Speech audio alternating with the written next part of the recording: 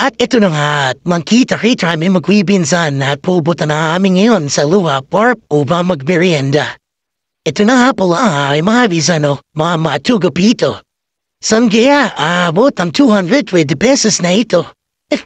Maghahanap kami ng meriendahin at dumating kami sa Luha Park. Mararamid ko to, pag naging nakatao. Sabi ni?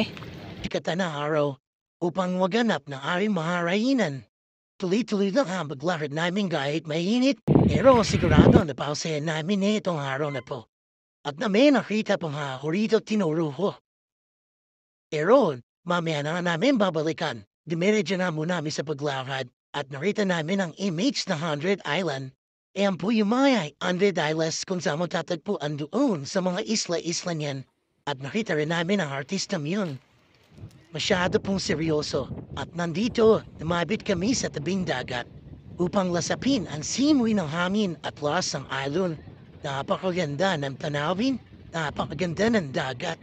Sa mga ganitong oras na to, naaalala ko ang mga utambo. Yun nga pala yung dulo, ang Maxine Restaurant po. Matatagpuan din sa Luha Park. Ito po naman yung halo-haloan sa food court. Dito hapon, napakasarap. Sa sobrang dami ng gatas, kami natatakam. Talagang kami napapawaw at talagang kami ay napapahiyaw.